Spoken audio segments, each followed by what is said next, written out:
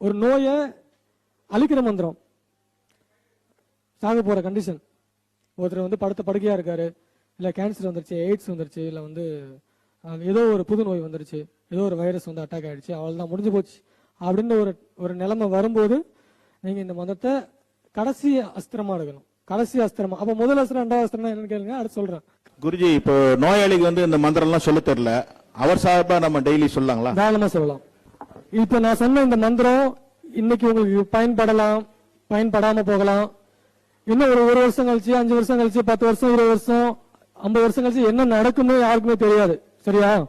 எந்த மாதிரி நோய் வரும், எந்த மாதிரி புது புது நோய்கள் வரும்னு யாருக்குமே தெரியாது. அதுதான் நீங்க டாக்டர்கிட்ட போகாதீங்கன்னு சொல்ல, டாக்டர் போகுங்க, தடுப்பூசி எல்லாம் போட்டுங்க, தப்பே கிடையாது. ஆனா உங்களை தற்காத்து வேற வழியே இல்லாம ஒரு சூழ்நிலை வரும் பாருங்க. உங்க எல்லாம் அடைச்சு ஒரு வீட்டுல வச்சுட்டாங்க, அவள்தான் முடிஞ்சு போச்சு, 2 வருஷத்துக்கு வெளில வர முடியாது அப்படின்ற ஒரு சூழ்நிலை வரும். சோ எந்த சூழ்நிலை எப்ப வேணாலும் உங்களுக்கு வரும், எந்த வியாதி வேணாலும் எப்ப வேணாலும் வரும், எப்ப எந்த வியாதி வரும்னு யாருக்குமே தெரியாது. சோ இந்த மந்திரம் வந்து என்னைக்காவது ஒரு நாள் உங்களை காப்பாற்றும். இப்ப நான் கொடுத்த மந்திரம் என்னைக்காவது ஒரு நாள் இந்த உலகமே அழிய போகுது, அவ்வளவுதான் முடிஞ்சு போச்சு அப்படின்னு சொல்ற ஒரு சூழ்நிலை என்னைக்கு வந்தாலும் சரி, அப்ப நீங்க இந்த மந்திரத்தை பயன்படுத்தணும்.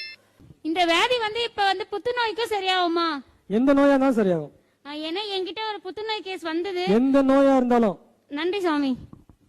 தன்வந்திரியோட மந்திரம் மந்திரம் மட்டும் எழுதிங்க. நான் புக்ல கொடுக்கல, நான் தனியா மந்திரம் கொடுக்குறேன். தன்வந்திரி மந்திரம் மட்டும் எழுதிங்க. நான் திரும்ப என்ன பண்ணணும், அந்த மந்திரத்தை எப்படி பிரயோகம் பண்ணணுங்கிறத நான் சொல்லிடுறேன். தன்வந்திரி மந்திரத்தை வந்து இந்த துளசி தீர்த்தம் கொடுப்பாங்க இல்லையா பெருமாள் கோவில்ல, அது மாதிரி ஒரு துளசி போட்டு ஒரு தண்ணியில தீர்த்தம் ரெடி பண்ணீங்க. இந்த தீர்த்தத்துல தன்வந்திரி மந்திரம் ஜெபம் பண்ணி அந்த தீர்த்தத்தை இந்த மாதிரி நோய் உள்ளவங்க யாரா இருந்தாலும் அவங்களுக்கு கொடுத்தீங்கன்னா அந்த நோய் வந்து எந்த நோயா இருந்தாலும், இப்ப நான் சொன்ன மாதிரி தான், எந்த நோயா இருந்தாலும் சரி, எந்த சூழ்நிலையிலும் இந்த மந்திரம் உங்களை காப்பாற்றும்.